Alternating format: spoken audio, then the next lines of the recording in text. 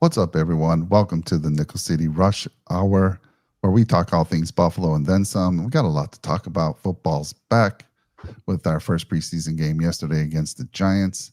And you might be surprised. We got a little switch up tonight. Got no Jake Podger. He's taking care of his son, and we wish little Sully quick recovery. Prayers and thoughts to him. Got a little fever he's dealing with, and Jake's taking care of him just like he should as his dad. You'll see somebody you haven't seen on the show in a while, Mr. Sean Kula, who was actually being a hold-in. We had to work out a contract deal with him. We ended up landing at $36 million, 3-year extension, $26 million guaranteed. So he was very happy, and he's even showing his face. Last year we saw him; he was pretty much turning off the camera. But Sean, how you doing? Good to have you back, my friend. I'm doing great. I'm excited to be back, and I started my first episode of Trench Talk last week on the channel, so it's been exciting, and I'm ready for football. We already have some copyright infringement going on with that show. Did you see that the big channel? What is it, Jerry and John Vina stealing your title, Trench Talk? What? Well, it was WGR, so obviously they didn't intend to do the same thing, but if people thought that we were trying to do what they were doing, you could go back to last week where the video was posted and see. But I guess great minds could think alike. So I love that. By the way, technical difficulty. This is the first time I am ever doing a live show with no camera. For some reason, my camera is not connecting. I did some work on my computer a couple days ago, and shame on me. I didn't go check my camera.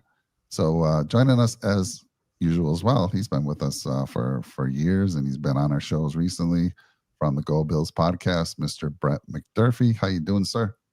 I'm doing good, but I mean, I heard these contract talks with Sean over here, Mike, and I might have to have a James Cook holdout. Well, you can't till next year. I was a little bit sooner than you, so you got to wait another off season.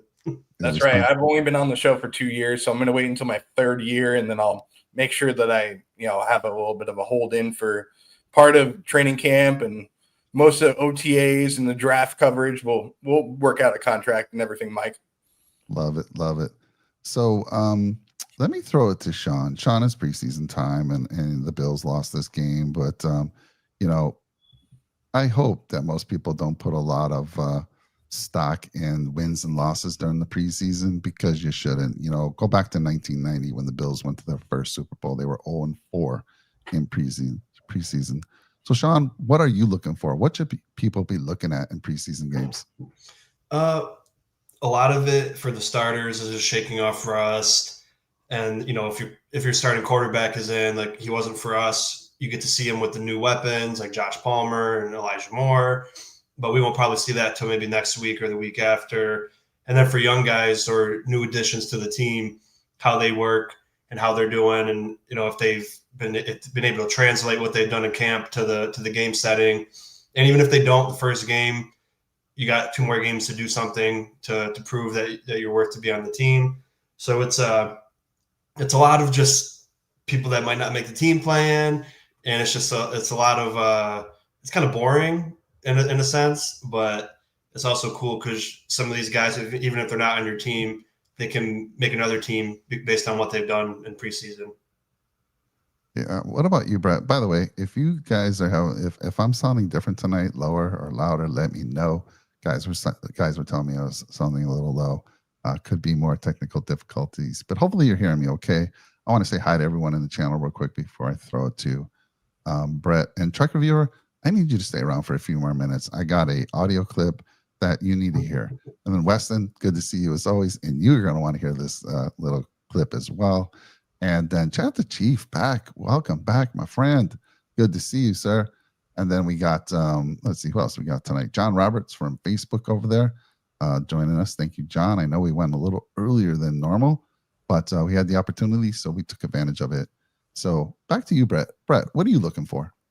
Yeah, for me, I mean, the biggest thing is evaluating talent on the roster. There's always going to be some undrafted free agent or a player that, you've never even heard of that maybe a lot of people that are fans of the team don't even know about either. And we cover the Buffalo Bills pretty well. So Sean, myself, Mike, and Jake, as well as everybody from Nickel City Mafia, we know this roster better than probably a lot of people besides Brandon Bean and Sean McDermott. But for the average fan, they don't understand what the roster looks like besides Josh Allen and the number one offense. So you get to see the talent that's out there on the field and see what the rookies as well as players that don't get a lot of time out there on the field just to develop and make moves forward to see when their time is called to make an impact on this team. Yeah, I love that. Before we go any further, I'm going to play these couple clips, or at least this one. And again, I want to get this out of the way before I forget. This is for Trek Reviewer and Weston out there. Let me take our overlay off here and let me share this video now. Trek Reviewer, I know that Buffalo Plus, that podcast is one of your favorites. Weston, you talk about them all the time.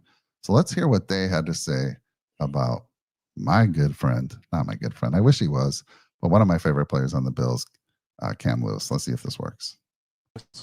You talk about individuals, a guy that just plays and makes plays time and time again. That dude plays his ass off. Unbelievable. Everywhere, like big hits and playing in the slot and blitzing and playing safety in the second rotation. Like, I can't imagine anybody that's ever said, like, oh, Cam Lewis is on the bubble. Like, this guy has such an integral part of this defense.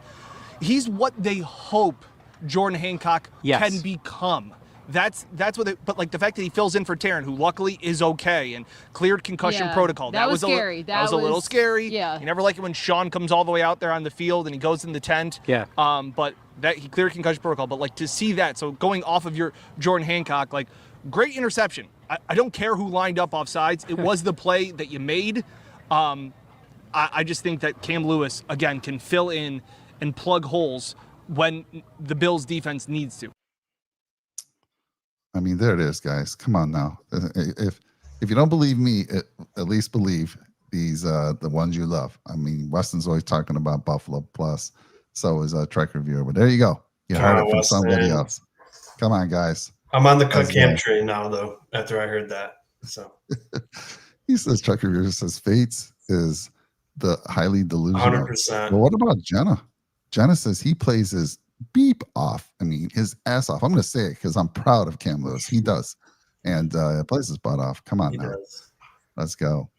All right, Sean. Well, talk about yesterday's game. Let's kick it off. Some of the highs, some of the lows, and what you were looking at specifically. Let's get into it, man. All right, so I'll be 100% fair. I had my fantasy draft at my friend's house. It was 2 hours away, so I did a lot of listening. Tommy went live. Dan Mitchell was live, so I was switching back and forth listening. But earlier today, I watched the first offense and defense drive, with my eyes. And I just want to say, I don't ever want to hear someone say, put Joey Bosa in bubble wrap and wait till the playoffs, because that guy, I know it's preseason, but he's an absolute beast, and he should be on the field if you want to win football games. And if he gets hurt, he gets hurt. I'm not going to be scared to put one of my best players out there just because he might get hurt, because this guy is an absolute tank. So that was the first thing I noticed. I will say with the defensive line, you guys know I always look for controlling line of scrimmage, pushing the pocket, things like that, eyes in the backfield. And I felt the first drive, both the first and second string defensive line did a great job of that. There was one play that Oliver took a double team. He did get blown up.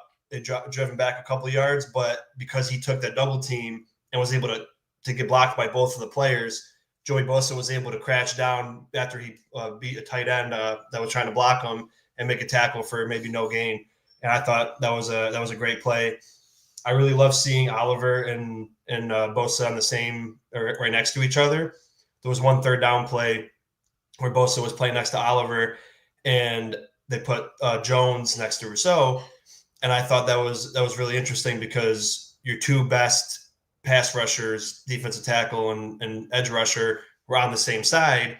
So they couldn't double team either one of them, because you knew that if you did that, and Oliver or Bosa was going to have a good line of sight at the quarterback, and Jones being the one tech should be taking a double team So I like the thought Rousseau, Jones, Oliver, Bosa. So I like seeing some of that. Trey White, really bad at tackling like he always was. So I know everybody was happy that he's back, and I am too. But you just see it right away. People test them. You try to make open field tackles, you can't do it. So it's unfortunate, but it's all we got right now. And then Milano did make a great play. However, on that fourth down play where the defensive line did their job, Milano got into the backfield and couldn't tackle Tyrone Tracy to stop the fourth down. He got the first down. So people might watch that and think, oh, the D-line can't stop the run. But they did what they were supposed to do. They plugged all the gaps, filled the holes. Milano was able to get right in there, and he couldn't make the tackle. So, it was a little unfortunate. And then for the offensive line, again, they didn't have Spencer Brown. They didn't do anything more than just basic blocking. It just seemed they were just straight up one-on-ones or take whoever comes by you. Dawkins got beat pretty bad a couple times. Torrance got beat bad once. Vandermark got beat bad in the first drive. Him and Torrance both back-to-back, second and third down, both got beat really bad.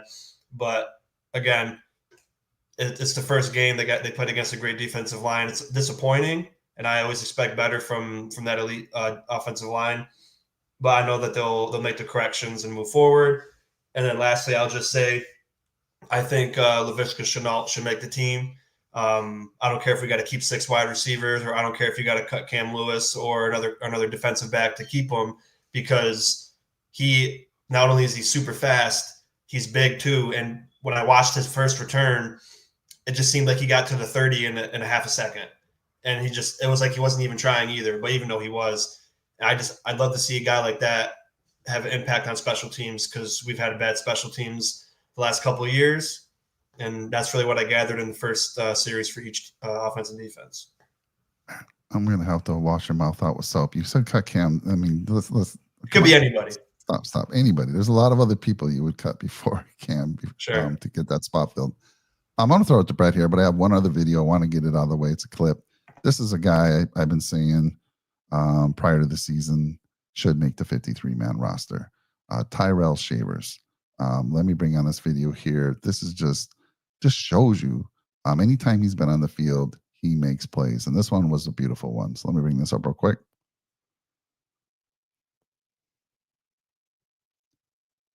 Doesn't get it much better than that, guys. And if Trubisky leads him a little bit more, this is an easy touchdown. He has to slow down just a smidge to get that. So beautiful play.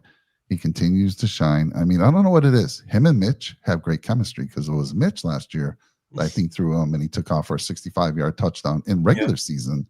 And here he is during preseason. So I want to see Shavers in with Josh Allen. Give Shavers a chance with Josh Allen throwing him the ball. This guy's what is he, 6'6", 211? Brett, what's his size? I forget, but I think he's around 6'6" or something like that. Something crazy. Yeah, I'm not sure about his size overall, like height-wise, but I know he's around 210 for weight. Yeah. So, again, I'm all about these bigger receivers, 6 foot and over, and we got quite a few on our team, including the person that you mentioned, Sean. Yeah, love Shavers. 6'4", 6'4", okay. 6'4", over 200, and great game speed. Love it. All right, let me take this off the screen here. And Brett, your thoughts, your highs, your lows, some things that really caught your eye. Let's begin. Okay. The first thing that really caught my eye is just looking at Highmark Stadium, for the last year. It just really caught my eye, kind of brought some tears to my eyes overall, looking at what we've done over the last 50 years here at the stadium, and just brought some sentimental value. And then you see the other stadium in the background during the broadcast quite a bit. And it just makes me happy to see, the new side of where we're heading to, and the promise that we've had and what we've done from, the 70s and or the 60s all the way to now. It's just wonderful. So that's the first thing that really caught my eye from the game standpoint, just to be able to understand it from the broadcasting side. And then for me, I mean, look at it's Kids Day. You know, one of the best times of the year, seeing all the families out there in Western New York in August. You know, it's a beautiful day. You don't get many great days like that in Buffalo, and they go out and they support the Buffalo Bills. And that just shows you how much of a family atmosphere that the Buffalo Bills have made this. And that's incredible to watch. But going into the overall game, I mean, I noticed a lot. I thought it was a very vanilla playbook that the Buffalo Bills ran throughout the whole entire day. You know, obviously the first couple of series for Mitchell Trubisky were not the best overall, but I thought that every single quarterback bounced back very well. The running backs, again, everybody behind James Cook on the roster, I thought did a wonderful job, from Ray Davis making the kick to Ty Johnson with a couple of good runs. Even Frank Gore Jr. and Darrington Evans having a touchdown. All the way down, I thought that this was a game that overall, if you looked at what James Cook is looking for in a contract, it kind of makes you think, okay, we have a good team behind James Cook. And yes, you're demanding $15 million, but look at the other guys that are hungry behind you. I think it's going to make him want to come back and showcase that, you know, he can be worth that $15 million. So I think that the contract disputes are still going to go on, but I think that he'll be back in the lineup pretty soon. A couple of bad misses overall from the tight end group between Zach Davison and Jackson Haas. That really worried me for the number 3 battle for the tight end position. But I think that both players are going to bounce back in an even bigger way next week. I'm just a little bit bummed out on that overall. But I thought it was a great game. I thought it was entertaining. It was fun to watch throughout the whole entire thing. You got to see some new faces, and Joey Bosa and the return of Matt Milano, Trey White back out there. So there's some great stories overall. And you also got to see some young players in the defensive line, with Javon Solomon being out there, with TJ Sanders and Landon Jackson, as well as Deion Walker. So you got to see from the veteran standpoint, with all these guys that are going to make the roster and be first string players, all the way down to guys that don't really get a lot of playing time and rookies that are going to play an important role in this Buffalo Bills roster. And it was fun to watch overall as a fan of the Buffalo Bills, and just see our team out there practicing and how hard they're really working towards that Vince Lombardi trophy at the end of the year. Yeah, Cody, we're going to hold you to that. If Ray Davis does hit a field goal in regular season, definitely going to hold you to getting a jersey. I was joking yesterday, and I think it was in our Discord. By the way, we have a Discord. It's absolutely free. Come join us. A lot of fun talk there. But I was like saying, hey, the next level, maybe somebody, if I'm a youngster wanting to be a kicker, I'm going to be a punter and a kicker. I'm going to work on both of those skills. And maybe we only need one kicker someday in the future, and that's all we need. He'll punt, and he'll kick field goals. Who knows? We'll see. But I'm telling you, we're getting to the point. Did you see, guys, yesterday someone kick a 70-yard field goal? Oh, my goodness. It's getting to the point where we're going to have a lot more. It's going to be less punts and more field goals in the NFL, because they need to test these guys. I don't know what they're taking, what they're doing to get these legs so strong, but it's absolutely insane. I also want you guys to remember, I think somebody asked McDermott, one of the beat writers there, they said, hey, how much, 0 to 10, how much do you game plan for a game like this? And McDermott said somewhere between 0 and 1. So I don't really game plan for these things, so keep that in mind. I do find that interesting. I feel like they have some base, they're just running some base schemes out there, right? But they don't really game plan all that much, so keep that in mind. I do want to mention the rookies, the 3 defensive line rookies. Deion Walker killed it. Got 15 snaps yesterday in the game. He had a PFF score of 92.8. He had a pass deflection, was unbelievable. His pass rush was 92.9 grade on PFF. Run defense was 63.5. I just think that was the fact that he was only on there for 15 snaps. And most of them, he was only there for 4 run snaps. So most of that was on pass rush, and he just killed it. TJ Sanders also was on there for 15 total snaps. He had a PFF grade of 82. So he looking good. And they had all 3 of them. At one point, they had Walker, they had Sanders, they had my guy, Mr. Landon Jackson, on the field at the same time. Now, Landon did not shine as much as the other two. Landon also had more snaps. He had 23 snaps, 17 on pass plays, and his overall grade on PFF was 48.6. Now, I'm not too worried, Sean. I mean, he might be doing what the Bills coaches are telling him. Keep containment. I saw him rushing. I didn't see any special moves. Maybe he's not revealing those right now. I just saw him bull rushing most of the time. So I'm not too worried, but he is the guy that I'm keeping a closer eye on. He's the guy that I have been touting. He's going to have a fantastic year. So what are your thoughts when you see a guy like, for me, Sean, I'd love to see a sack. I'd love to see a pressure. I'd love to see a deflected pass. And one of them, there was a nice play. I think it was Russell Wilson threw a screen pass his way, just over him. I mean, the dude can leap. He's already tall and he has a big vertical. He almost got that. But how much are you putting on this, Sean, seeing Landon Jackson coming with a 48.6? He did play 23 snaps. But again, what are you thinking there? I mean, all players are different, right? Just like when you have kids, all kids grow differently and learn things differently. And I'm not saying he's a kid, but I think maybe first game playing, maybe it was he had a little bit more jitters than everyone else. Maybe he felt like he had more to prove and he just overthought things, or he just didn't have a good day. And that's entirely possible. He can come out next game and do absolutely fantastic. And guys like Deion Walker, who did outstanding, could not. So I'm not gonna jump off the bridge about it yet, because he's still got the size, the speed, the athleticism, and he is a little bit raw. Obviously, people say, but I have faith that he can bounce back and have a great time the next game or the game after. He's definitely going to be someone we need to rely on to be impactful as the year goes on, especially when you got guys like Hoyt out and he's going to get more playing time. So the first 6 weeks are going to be very important for him. But I'm not going to, and I'm sure he's not going to, beat himself up over it either. He's just going to lock in and try to perform better next game, which I'm sure he will. Yeah. So, Sean, one of our concerns is that safety this year, right? We have Cole Bishop, again, didn't play. He's been injured, was injured a lot last year. Thought Damar Hamlin looked pretty good in the preseason game yesterday. We had a little Cam Lewis. We had a lot of folks back there. But Jordan Hancock, all right, getting a lot of buzz.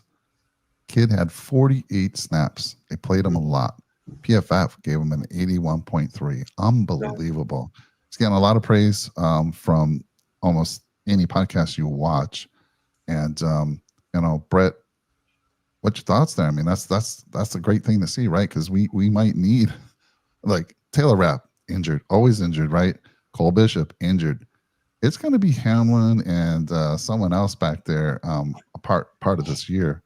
And I'll tell you what, I would love to see Jordan Hancock continue to do what he's doing. What's your thoughts on Jordan?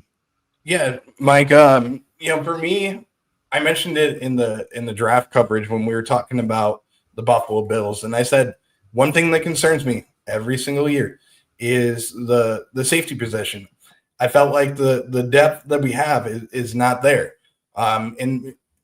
Jake brought up a really good point of getting Derek Forrest from the Washington Commanders and having Cam Lewis as well as Jordan Hancock on the roster. And I think that right now we have enough pieces there overall. But, I mean, like I said, I'm still concerned. I think we're one safety away from just having a really good depth piece there. But I do think that we just are missing some guys that are usually hurt. I mean, you look at Taylor Rapp over the last couple of years, he's been hurt. You look at Cole Bishop last year, a couple of games that he missed. It sucks to see, but, I just want to see the Bills healthy. That's the biggest thing. I just want to see them healthy, and I'm thankful that they were able to get out of this game without any serious injuries. And hopefully we can get back to, normal health over the next couple of weeks, and you can see guys like Cole Bishop and even Taylor Rapp back out there on the field practicing together, because they haven't played together very much throughout the last season or even in the training camp or preseason yet. Yeah, unfortunately, Jordan had an interception.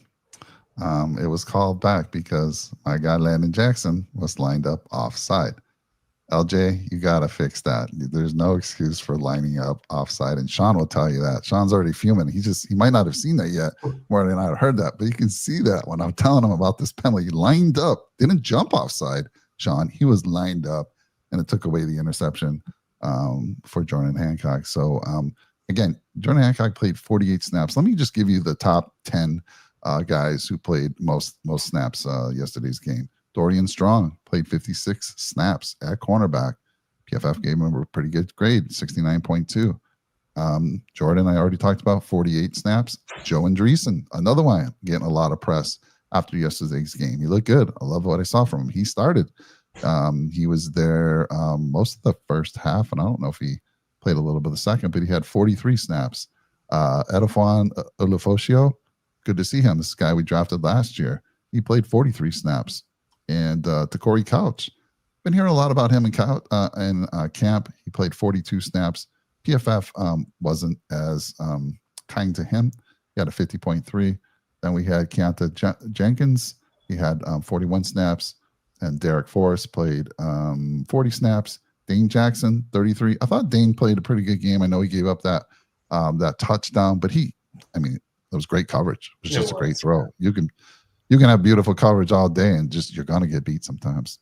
And then let's see, Jamarcus Ingram played 30 snaps. And then I'll round it out with Cam Lewis, who played 26. So those are your top 10. And by the way, Cam Lewis had a nice 71.5 grade from PFF. Just proven why you can't talk about this guy being let go. But all right, Sean, back to you, sir. Other things you want to talk about? We talked a lot about the defense and a little bit about the offensive line. Anything you want to talk about more? Just again, I know it's preseason, but for those of you that watched here for 3 years and going on some, one thing I always say about the defense since McDermott's been here is they can't stop the run, they can't stop 3rd and long, and they can't get off the field when it's necessary. And all that still happened. Part of it's tackling, and it's the little things.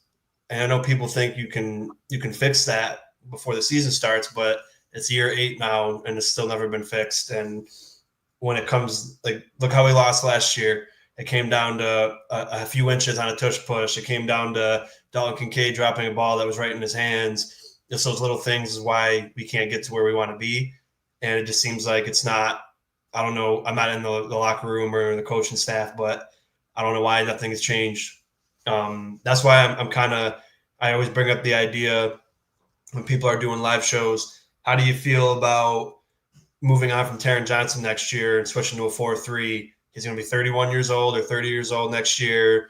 And it seems like in today's NFL, the nickel defense isn't really the best, against current offenses. And maybe if Andreessen could be somebody, and then you got Dorian Williams, who's been proven to be really good, led the team in tackles last year. And if you bring back Matt Milano next year, or if you draft a linebacker in the first round next year, maybe it'd be a better idea. And maybe things could be a little bit different. I'm not saying I want to get rid of him. It's a conversation that we can entertain, because we were late getting rid of Poyer and late getting rid of Hyde. And, it was a little bit too late, and we hung on to it, and it didn't really work out. But yeah, the O-line, again, I got to go back and watch the rest of the game for the backups and the other players. But, it's good just to get – I was glad that we played against the Giants D-line just because they didn't have Dexter Lawrence, but they had Abdul Carter and Kayvon Thibodeau and Brian Burns out there. So they were going against quality players. So even if they didn't do well in this preseason game, they have a lot of tape and a lot of things. Because there were stuff that you didn't usually see, like Dion was just getting beat across his body, a couple times. And then Torrance got beat across his body when the guy was on his outside shade. And he kind of just let him go. Not let him go, but came right across, and he didn't step in and turn his body. He just kind of tried to go with him. Things like that. I don't think they'll be doing stuff like that when the season starts. And, but it's just unfortunate to see. But the good thing about it is, like Bosa said, this is where you make the mistakes. You get it on tape. He made some mental errors, he said. So it's good to get that out of the way now. Yeah, I meant to say this when we talked about Bosa earlier in the show. I'd love to see Bosa out there. I know everyone's like, put him in a bubble, like you said. But him getting out there showed a lot to me. I mean, he's ready to ramp it up this year, and he looked good. He looked really good when he's out there. He's been saying since he got here, he's like, I want to start. I'm going to start. I'm going to play a lot. Like, I know it's like the thing. Oh, we got to keep him in bubble wrap, but he can impact games where we thought Von could and he didn't. But this guy, run game, rushing the passer, he's just someone that people will look out for. And, you know, I think he's going to, from the jump, really, really make an impact on this team. And like I said, if he gets banged up, he gets banged up. But I'm not going to be scared to not play. He's our biggest playmaker on that defense. So you got to play him. I know you're gonna rotate him, but don't give him like a 30% snap share. Get him out there at least 40, 50% of the time, maybe even more. Well, real quick, Brett, before I forget, those top 10 snap counts were on the defense. I'll give you the top 10 on the offense in a little bit. Sorry, Brett, go ahead. Yeah, no worries. The thing that I like about what you were mentioning, Sean, is number one, Bosa for the last 6 or 7 years has not even taken a preseason snap. So I think that it's super important for him to take these snaps just to show that, yes, he is healthy. Yes, he's, getting playing reps that'll help him get familiar with who he's going to play next to, because obviously this is the new system for him. But the other thing is, Bosa is 30 years old right now. So he's playing with a chip on his shoulder. He's on a 1-year contract, $12.5 million around that he's making with the Buffalo Bills. And he, like I said, he's got to play for his next contract. So this is going to make him hungry. He's going to go out there this year and either show what he can do or show that, hey, injuries are part of my career. And I think that you're going to see a different side of Joey Bosa this year. And I think he's going to be hungry, ready to go, and he's going to make a big impact on this team. And I know a lot of people that are Bills fans and are following different accounts are saying, okay, why are we getting Joey Bosa? Why is he on this team when you could pay James Cook and you could pay other players like Osiris Torrance next year? I think the reason why we got somebody like Joey Bosa is because what we were missing in Von Miller last year was, number one, is health, making an impact on this team, being that closer on third downs. You got a 30-year-old that's coming in here that's playing with a chip on his shoulder and ready to go, has done it for years in the NFL, but injuries have hurt him so much. And I think you're going to see a different side of the Buffalo Bills with a closer here in Joey Bosa rather than a 35-year-old guy. And this is no disrespect to Von Miller. Listen, Von came into the Buffalo Bills at a time that we needed that closer. We just weren't able to get him healthy and get him to stay on the field and make a big impact. I think now with Joey Bosa being here 5 years younger and with a chip on his shoulder, I think you're going to see the Bills finally have somebody that can be across from Greg Rousseau that will make an impact on this team and take some pressure off of the interior defensive line with guys like Ed Oliver and Daquan Jones out there too. Yeah, you know what? Closer, like you said, nobody recorded a sack for the Buffalo Bills yesterday. Now, that was mostly because of the way the Giants were running their plays. I mean, it was quick drops, getting rid of the ball. Again, another reason I'm not too concerned about Landon Jackson.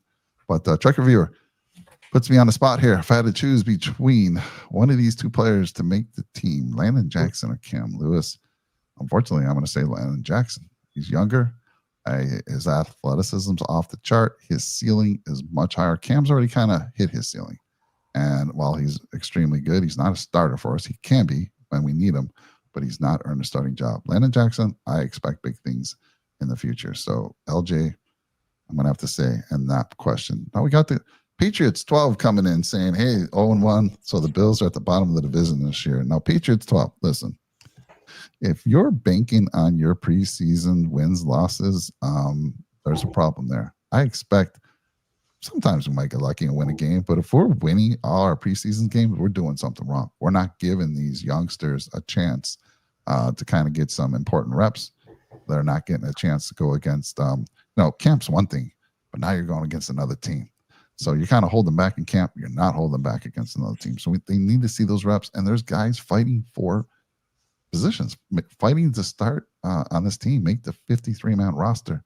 Patriots 12. I saw you blow out. Who was the team they blew out yesterday? It was like 48 to something. Commanders. Yeah, Commanders. And I'm sure the Commanders weren't really playing a lot of their starters. So again, game plans.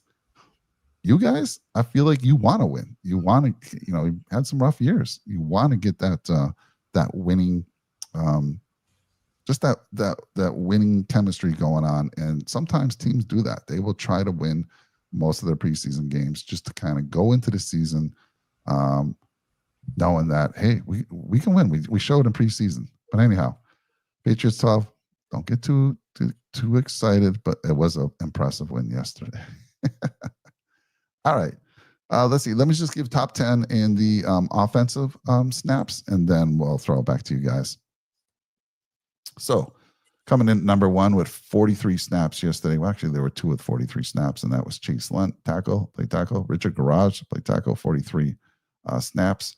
Mike Edwards, guard, played 37 snaps. Kendrick Green, 27 snaps. Dan Feeney, 27 snaps.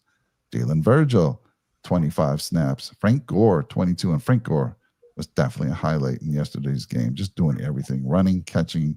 That kid is, I don't know. He's not going to be able to make our squad. I hope we can keep him on the practice squad because we got 3 really good running backs, assuming James Cook signs, which I expect him to. Mike White had 21 snaps. Ryan Vandermark had 20 snaps at tackle. Christian Wilkerson, another guy who's been getting a lot of praise. He made that a phenomenal one-handed catch, but was out of bounds. And then he had another catch later on. Trubisky, he was on the field 20 times, and that rounds out the top 10. Shavers had 18. He was right after that. So there's your top offensive guys. The defense, definitely, there were guys playing more snaps. So anyhow, let's see. Weston coming and saying the Bills are easily winning the AFC East. All right, Brett. Anything else you want to talk about here, sir? Open mic for you. Open mic. Okay, let's do this. So you talked about the offense just a couple seconds ago with the amount of snaps that a lot of people played. Let's talk about this battle that's brewing in training camp and now in preseason.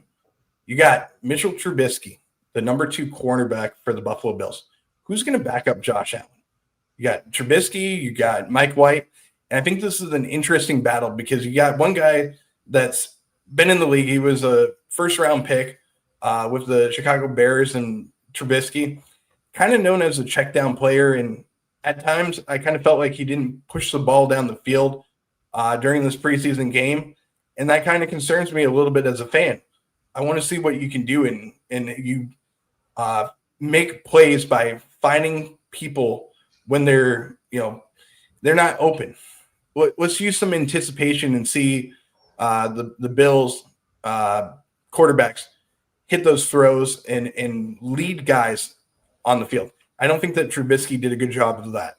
Then you have a guy in Mike White who is more of the normal quarterback that you kind of want for your franchise. And I felt like at times that Mike White did some good things, but he didn't really win over this battle between him and Mitchell.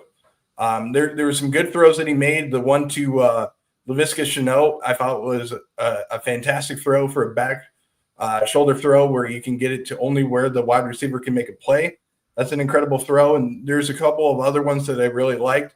But this battle is going to be brewing, and we have a decision that we have to make at the end of the training camp, whether or not to have Mike White back up Josh Allen or have Mitchell Trubisky be back out there and be there for his 3rd year with the Buffalo Bills. But the decision is going to be a little bit harder when you have salary cap implications that are in play. You can save $2.5 million by letting Trubisky go. Sean, I don't know how you feel. I'm not really worried about the money. I just want the one who wins the job, who's the best fit. It's not a lot of money, but I'll give you my take from yesterday. I'll throw it to you, Sean. So Trubisky, just give you some numbers. He was 9 of 13. Now remember, he's playing against the number ones, right? And I hope they give Mike White a chance with the number ones. To make this a true battle, you have to do that. Give Mike White the first half next week, and then whoever plays the best, maybe give them the starting job on the 3rd week of the preseason. But going back and forth, if you really want to battle. Mitch was 9 of 13 for 138 yards, 1 touchdown for a passer rating of 129.6. Mike White was shaky at first. When Mike White came in, he was very shaky. It was like, oh my goodness, this isn't even going to be a battle. But then he made that great pre-snap adjustment and threw that beautiful touchdown pass. I forget who it was to. It was like a 35-yarder to somebody. Was that Hamler? Beautiful, beautiful. Again, if you go watch that, he had to make a pre-snap adjustment and then made a great throw to Hamler, who was wide open, by the way. So Mike White was 8 of 13. They're very similar, 9 of 13, 8 of 13, 112 yards, 8.6 average, 2 touchdowns, and his rating was 128.8. And I know, Brett, you were talking about this check down, but Mitch threw that beautiful ball deep to Shavers. So he did go deep. I think Trubisky has more, can move quicker. I think White's a little bigger, maybe a little more pocket presence. He's more of that type of passer. I don't know. It's going to be interesting. Maybe Shane Buechele wins this. Just joking. But he was 10 of 12, threw for 91 yards, and had a rating of 98.3. But Sean, let me throw that to you. What are you thinking? Mike White, Trubisky, what's your thoughts? Sean, do you mind if I go real quick? I just want to reiterate something real quick. So when I mentioned the battle between Trubisky and White, the one thing that I want to mention is that I felt like with the checkdowns that Trubisky does, he does a good job of finding the open player, but he just doesn't do a good job of that anticipation. And he mentioned Mike on that touchdown that he threw. He did throw it deep, or not the touchdown. I'm sorry, the throw to Shavers. He threw it deep, but the thing is that anticipation wasn't there. That ball should have been thrown ahead of time, getting Shavers, in stride and making sure that that's a touchdown. Shavers had to adjust his body. It was underthrown a little bit. And then you see the cornerback make a tackle on Shavers. And that's some of the throws that as a quarterback in the NFL, you got to make. And you got to make that into a touchdown. And that's why I think that this is going to be a battle that's going to brew for the next couple of weeks with Trubisky and White. And the last part about it is we have 1 week where we really have the preseason that we get to see between Trubisky and White, what they're going to do. And if you play against the Chicago Bears and you want to give White some snaps with the number ones, it's got to be that week, because the next week we play the Tampa Bay Buccaneers, and they're a common opponent that we have in the regular season. So I don't think you're going to see a lot of the starting offense playing against the Buccaneers in 2 weeks. Go ahead, John. Yeah, I always go with Mitch just because even though he's not as talented, he has the same ability, but he does the same things Josh Allen does. He's mobile and he can throw the football. Yeah, he doesn't have as strong as arm as Josh Allen. He's not as mobile as Josh Allen. He's not as smart or good or anything like that. But when you have a backup, you want him to be able to go in and you don't have to change your offense at all. Now, Mike White can throw the ball well, but he's not mobile at all. And, I just – even if either of them play, we're probably not going to win many games, but I thought they both played pretty decent. And I would ask you can you play that one Shavers play one more time? I just want to look at it one more time because I feel like Shavers in the throw was good, as Shavers just as soon as he caught it, he kind of looked back and slowed down instead of just going forward. And I think that could have been why that it wasn't a touchdown. I think the throw was pretty good, but I could be wrong. So if you could just play it one more time, I just want to look at it.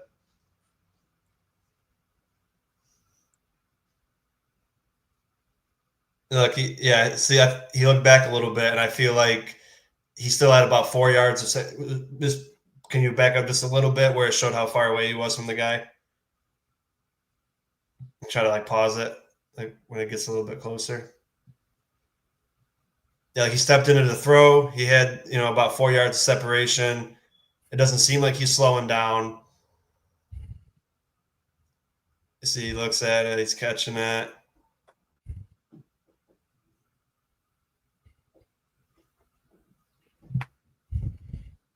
Well, look at where this ball is. I just feel like it was a tracking issue, but even so, it could just be his speed. It was a far throw. Mitch doesn't have the best arm in the world, but look at where that ball is caught, Sean. Right there. right there where that ball is caught. It's a little bit behind him. I just think he tracked it a little bit bad. And then even though he caught it, he should have still been able to beat. He still should have been able to beat this corner and in the end zone, but he kind of stutter stepped and looked back at him. I strongly think that ball is a little bit underthrown and that he has to kind of slow down a little bit, and that's why he missed that touchdown. Yeah, I think it was a little bit, but I don't think it was enough where I wouldn't consider it like a bad throw where he shouldn't have got the touchdown.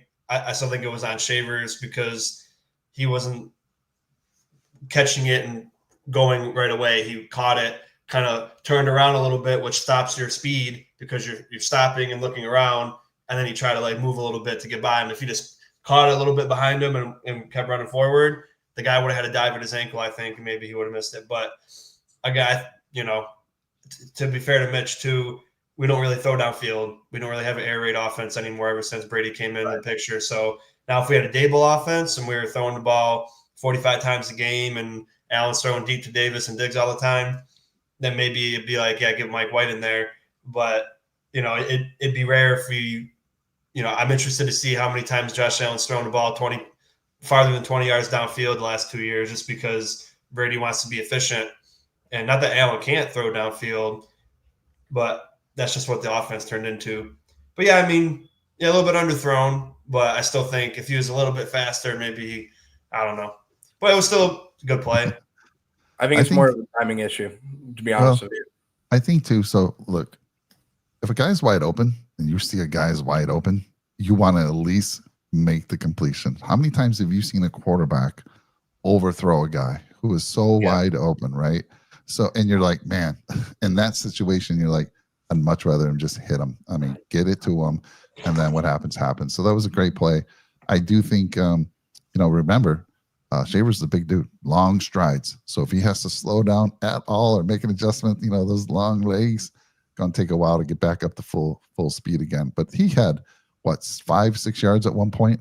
Just a great move on that corner. Separation So, but again, we'll see. Let's see who wins it. I think Josh Allen obviously has a lot of input on this, right? He seems to be good friends with Mitch. It will be hard. Mike White is going to have to do something special. You just saw the stats were very close. Mike White has to do something special in order for Mitch to win this battle. And I'm kind of with Sean. I don't see it happen only because I think Josh is going to always lean to Mitch's way. Well, the good thing too is it's a quarterback room. So if White doesn't make the team, he's the practice squad quarterback, and he'll still be at the game, and him, Mitch, and Josh will always be having conversations. And I think that's really important because, Mike White might not be the backup or playing, but he's very intelligent. Just like Davis Webb. Josh always talked a lot of great stuff about Davis Webb. Yeah. When he was a quarterback coach, he was just such a great mind to have. So I think it's good either way. It kind of doesn't matter, I feel like, because I think if either of them are the quarterback, I don't think we beat, the Ravens, the Dolphins, the Jets. I think maybe you beat the Saints. Maybe you get lucky and beat someone else if you got James Cook going off, or, someone makes a big play or the defense steps up. But if Josh Allen isn't the quarterback, we're in big trouble. So. No, Weston. He doesn't.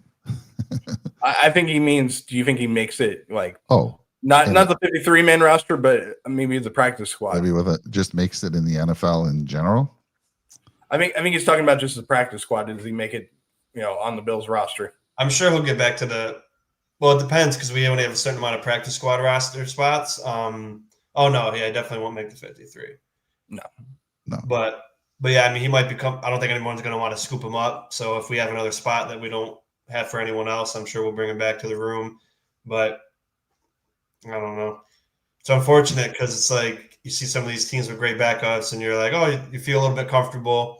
Like even the Dolphins, they got Zach Wilson and a guy, the 7th round pick, Quinn Ewers, who was looked at as a higher round pick. Didn't really go that way. But you can get him up to speed. The next year, maybe he could be the backup. And, we all know Zach Wilson has talent. So, if he can apply it, that's a good backup to have. Or Zach Wilson would be a perfect backup to Josh Allen because he's got that gunslinger mentality too. and he's super fast, but it doesn't matter. Or look at the Dallas Cowboys. They have Dak Milton. Prescott and they have Joe Milton behind him. And Joe Milton played some pretty good ball in the preseason game. And he played good against the Buffalo Bills in the last game of the regular season with the New England Patriots. So, I mean, that's another guy that, I mentioned a couple of years ago that I would love to get him on the Buffalo Bills, but, just didn't work out. I thought that he was the exact prototype of what Josh Allen is. Yeah. And I'll ask you guys, I'm totally fine with just cutting Curtis Samuel. Everyone's talking, we'll have a dead cap of like 10 million. We cut Diggs with like a $40 million dead cap, and it was like the biggest non-quarterback dead cap hit in history. So I mean, if Samuel's never on the field, and you got guys like Shavers, and I don't want to pick. I think Codrington's a really good returner as well, but I'd love to see Chenault out there, and I'd love to have him just be kick return, and then Codrington be the punt return. So if you could swing that by getting rid of Curtis Samuel, I'd be fine with it, because I feel like Moore and Palmer and Shakir could all do what Samuel does, and I think it was just a bad signing to begin with. And he hasn't really done nothing for us. He had a good touchdown in the playoffs, but I'm totally fine with just getting rid of him, saying forget it. I don't care about the $10 million at this point, because the dead cap means you already paid it, so it's already counted against the cap regardless. He's just been irrelevant. So I mean, if he's going to IR, I'm not saying I don't think we'll cut him either, John, but I'd be fine with it. Yeah. So, well, hold on, Brett. Let me just say this. Let's get into that, because I was actually going to talk about this, because I do think there's definitely a battle at the wide receiver in the wide receiver room, right? I mean, whether you guys, Brett, you can maybe start whether we keep 5 or 6. I think we keep 6. There's a lot of talent on this Bills wide receiver room. A lot of talent. We know that Palmer is locked in. Joshua Palmer. We know Khalil Shakir is locked in, and we know Keon Coleman is locked in. Those are your day one starters.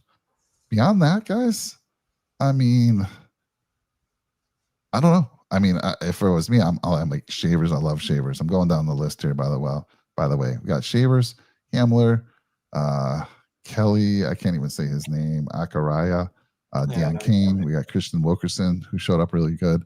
And most of these guys, most of them. And then there's Steven Gosnell, who really has been showing up. He showed up yesterday, and he's making good plays in camp. Elijah Moore, I mean, he's that kind of fun toy that everyone's like, he's the smallest, he's 5'10", he's that speedster. But we've been trapped by this before. I forget who it was a few years back. We brought in, I think, someone who starred for the Rams, or I forget, but everyone was like, oh, this dude is going to, he's going to be that burner. Dude didn't even make the team. So I don't know about Moore. I think, I don't even know if he played yesterday. No, did he play? Yeah, Yes, he did. He had a few. I have to look at the snaps. Didn't really, I heard he was wide open, streaking across the field on a third down, and nobody looked his way. So I mean, coaches would see him and be like, yeah, he won his reps, or he did good. His routes were crisp, they were good. He was able to fight through contact. So we'll see. But yeah. I mean, regardless, I never thought it was even a good idea to have Curtis Samuel on this team, because we already had so many, his prototype receiver, and I'd rather go with the younger guys that don't get hurt. And yeah, he's $10 million or whatever, but I'm fine with just getting rid of him.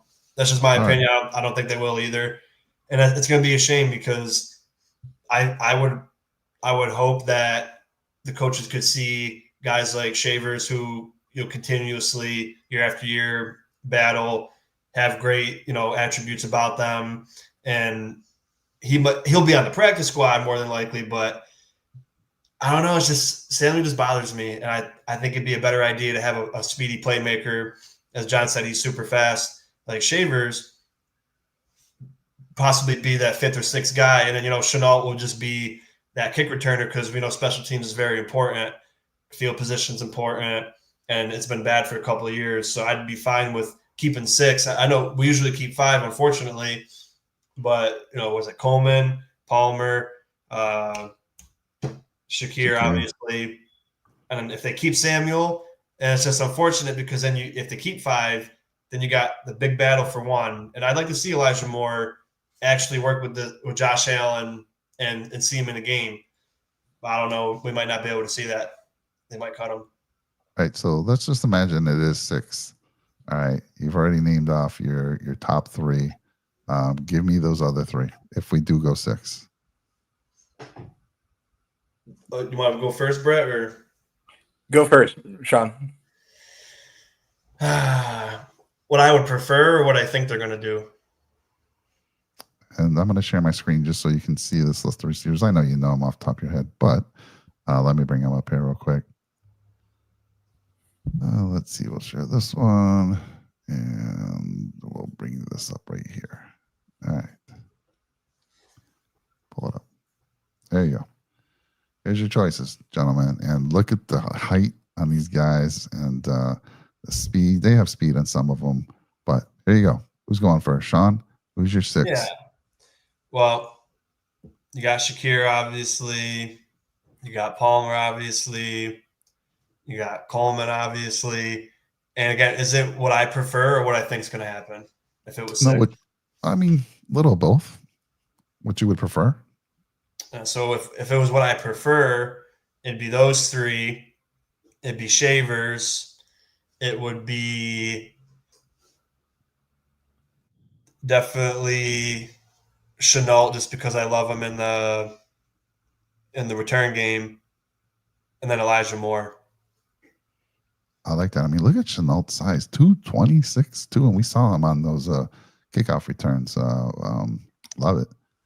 He's so fast, and he's taken some to the house before kick return. I see when he was on Jacksonville and stuff, and he was a highly touted guy coming out of the draft. I know a lot of Bills fans wanted him, and he was an exciting player.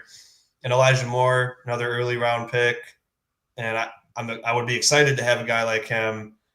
I just feel like this the Samuel prototype. We already got enough of those, and like John Roberts said, yeah, he does not perform well at corner, Codrington, but I didn't like the trade at first last year, but when I saw him have an impact on special teams, I grew to like the guy. Now, if it comes down to, Chenault just does so well that it's not even a competition, then they'll just cut him and have the other another DB that they want to have, and then Chenault. Yeah, and Wilkerson is a fan favorite, but I just feel like Chenault, even though he hasn't played much in the league, he's been around the league a long time, and could be an asset to this team. And Wilkerson, I don't think, can play specials. Giants win in the Super Bowl, Cord and Lion deal records. You know what? Hey, they're going to have a fantastic defense. We all know that. It's all going to be about the offense and that O-line. What can that O-line do? So, not going to say they're not. I'm not going to say you're crazy, because at this point, every one of the teams in the NFL has a shot going into the season, and we know their defense is going to be stellar. So, Brett, your turn. Your 6 receivers. I'm going to surprise you here, okay? There's only going to be 5 wide receivers that make the Buffalo Bills roster. Khalil Shakir, Joshua Palmer, Keon Coleman are the top 3. Then you get an interesting battle where you have Elijah Moore, Curtis Samuel, Laviska Shenault, Caden Prather, and a few other guys, and Jalen Virgil, KJ Hamler in there. It's going to be interesting. But I think that the number 4 wide receiver is going to be Curtis Samuel. Going to surprise John a little bit. But I think that one thing that the Buffalo Bills were missing on their offense last year was a little bit of a gadget play type player. And I think that that's what Samuel brings. He also had a very good playoff run with the Buffalo Bills last year. And I think that he's gaining chemistry with Josh Allen. I think the injury last year really hurt him. And I think that's why he didn't have a good year. And then my 5th wide receiver is going to be Elijah Moore. I just think that what he did with the Cleveland Browns last year, I think that that's something that, you can't really lose a player like that. Somebody that was a number 1 wide receiver that had a really good season when there wasn't really a lot of good talent around him. So I think he's going to be the number 5 for us. But I think that there's some very well-deserving players that could make the roster. I just think that the defense of the Buffalo Bills, there's a lot of players on the defensive line and the offensive line of the Buffalo Bills that you have to keep. And I think it comes down to one of those guys, like, somebody like a Javon Solomon that needs to make the roster. And I think that's one of the reasons why we're going to keep 5 wide receivers. All right. Well, play along, though. Play along, Brett. If you're going to go 6, who's that 6? If I had to give it 6, it would be Tyrell Shavers. Oh, yeah. All right. And that's, sucks because I really do like what the Bills have here. I think that Laviska Shenault will be the guy that wins the wide receiver battle, the kick return battle. But I just don't think he's going to make the roster. I think there's too much talent overall on this Buffalo Bills team that you cannot let some of these guys go. All right. Here's my thing about Samuel too, Mike and Brett. We don't use him as a gadget guy, though. And one thing Dabo did with Isaiah McKenzie, even though McKenzie wasn't great, he was able to use him out of the backfield, running out of the backfield, catching balls downfield, just being a decoy, truly being a gadget guy. But Samuel never did that. And also we got to remember Coleman should be playing in the slot a lot too. And I feel like when Shakir comes off the field, you can put Coleman in the slot, get Elijah Moore on the boundary, Shenault, somebody, Shavers. I just don't feel like we need Curtis Samuel's skill set because we already have it, multiple players that don't get hurt and maybe even a little bit better. And, I'm not just saying that because I never wanted Curtis Samuel, but we always do that with people when we get them like, oh, he did good with a bad quarterback, or, oh, he had Joe Brady when he got 1,000 total yards. And it's just, you didn't see any of that. They weren't interested. And I know that people say he's hurt, but if he was hurt that bad to the point where he can't impact the game, they would have put him on IR. They would have not played him. And he played the entire season basically. So never went to IR once. And whether that was the right decision or not, he played. And how I always say, if you play when you're hurt, you got to get the repercussions of people talking bad about you or judging your game, just like Spencer Brown did when he played out that back surgery and he was horrible. And then next year he came back and was really good. But I can't just keep saying, oh, he was hurt. That's why he didn't play well when he played almost every game and just didn't impact the game until near the end of the year. And I know all injuries are different, but James Cook had a turf toe injury and came back the next week. He missed 1 week. And I'm not saying that Samuel didn't have turf toe or that he was being a baby, but if he had it in preseason and it was talked about the entire year. And if it was really that bad, they should have put him on IR. And I just think maybe he's just not that guy. And I'd rather have a guy like Shavers or a guy like Shenault or a guy like Elijah Moore on the team. All right. Good points. If it was me, I'm going Shakir, of course. I'm going Palmer, of course. I'm going Coleman. And if what Brett's saying is true, Curtis Samuel, I don't want Elijah Moore unless I'm keeping 6. Curtis Samuel, let's have him do what we're paying him for, $10 million a year. He's 4.3 speed. I would be 4 right there. So that's 4.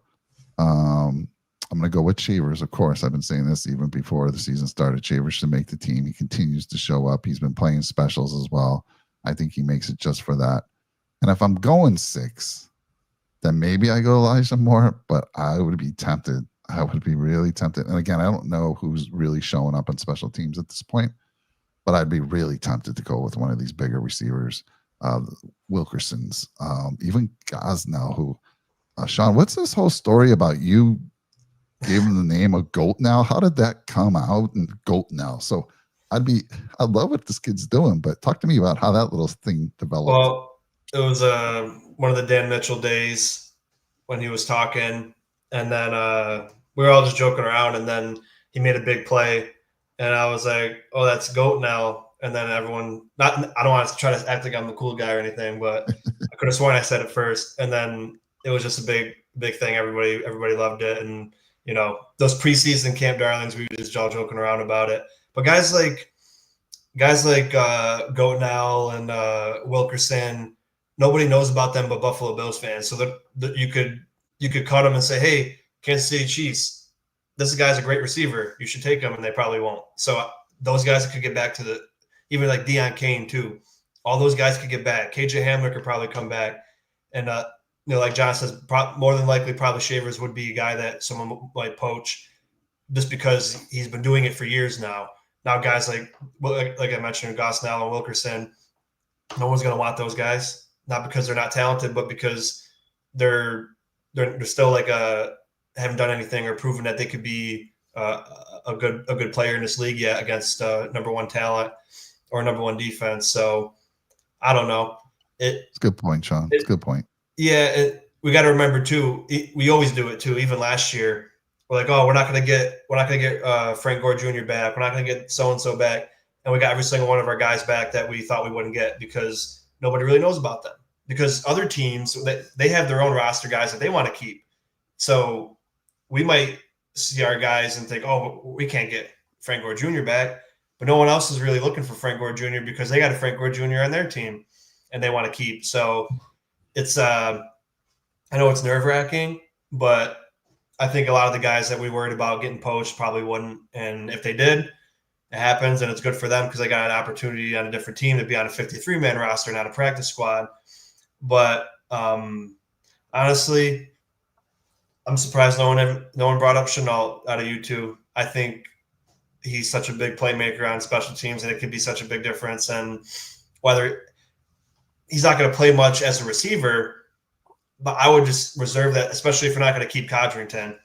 Put that man on the team to keep 6 wide receivers, or keep 5 and cut Samuel and keep Shavers and exactly. Shavers is the one guy, but I don't know. I got a good feeling about Chenault. Just watching that one return, and it was just like, all right, man. I knew about him before, but we need this guy. Your gut's usually pretty good, Sean. But I'm sticking with my 6. I'm not gonna stray from that. But like I said, you've called things in the past and you've been spot on, so I wouldn't be surprised. And it did look good. That big dude, big fast guy, running kickoff returns. And I do think there's going to be a lot more kickoff returns this year because now the ball's taken to the 35-yard line if they kick it in the end zone. You take it at the 35-yard line nowadays with these kickers, you need about 15 yards and you're kicking a field goal. Yeah. And crazy. Think about it too. If we don't look at it as we're not going to use Curtis Samuel as a gadget guy, we're just going to play him like a normal receiver. I would rather have these other guys like Shavers, and I'd rather have Chenault in a special teams role than have a guy like Samuel who's not going to be a starter. And, Elijah Moore could do that. Palmer could do that. Coleman could do that. Samuel can't run block. These other receivers can. So unless we actually use Samuel to run out of the backfield like he did in Carolina, we let him do those end arounds or the fake wide receiver sweeps and all those other plays that we could do. There's no point. So we'll see. And I hope if he stays in the team, I hope he does well. But I hate to see Shavers not make the team just because Samuel has a contract, is what I'm saying, basically. Yeah, I hear you. All right, guys, we've been a little bit over the hour again. It's always the Nickel City Rush Hour Plus. We seem to go anywhere from 10 to 30 minutes over, sometimes longer. But I'm giving you guys each a chance. We're going to wrap this up. Any other position groups that you feel there's a battle for and who might have the edge in that battle? And anything else you want to say? Your show, tell people where you can come see you on your own channel. And then, Sean, talk about that new show you got going for us this year. So I'll start with Brett. Yeah, for me, I think we covered everything. I really do. But overall, this is a great performance of the Buffalo Bills to start off. Even though, yes, we did lose, I think that there's a lot to build on. And you're going to see that against the Chicago Bears this week. It'll be a great week to hopefully see Josh Allen out there on the field because he's probably not going to play week 3 just because it's a common opponent that we're playing in the regular season. So we'll get a chance to see the number 1 offense with Josh Allen out there, and then you'll rest him for one more week between the Tampa Bay game. And we'll see some more battles out there this week, and it'll be a lot of fun. So I appreciate you, Mike, for having me on, and my thoughts and prayers continue to be with Jake and his family right now. I wish him all the best, and I can't wait to see him back on the show soon, and for Sully to be healthy as always. So it's always sad, especially when you have somebody that's not feeling well in your family and it's your son. And your goal as a dad, I mean, all of us on this channel are dads. Your goal is to protect your son and make sure that nothing hurts him. And when they're down like that, it breaks your heart. And I just felt for him as a dad, what he's going through right now. It's not fun, and we wish him all the best and speedy recovery. And can't wait to see them back on the show. But you can find me on my channel. You guys already know where I'm at. Go Bills Podcast, posting pretty much every single day as far as videos on the Buffalo Bills, what's going on, as well as some of the preseason highlights. I still have more to do and add to my channel, but you can follow me on there, and you'll always see me on Nickel City Mafia as well, and I'll always support them too. So I appreciate you, Mike, for having me on. Yes, sir. Thank you. Thank you for always being there for us. Sean. Yeah, amen to that. Jake's a great human being, and I got to meet little Sully last year. I'll see him again this year. Sweet boy, and I've been praying and thinking about him, so we'll continue that. And I can't think of any other battles. I think if Hoyt and Ogunjobi weren't suspended, there might be more defensive line controversy, but there really isn't at this moment, and doesn't need to be, because they're going to be gone for at least 6 weeks, and they probably won't play the 7th week or the 8th week, because I'm pretty sure they can only do preseason stuff. They can't do anything once the regular season starts because of the suspension, so they won't even be able to be – I could be wrong, so someone correct me if I am. I don't think they can be in film rooms or anything while they're suspended.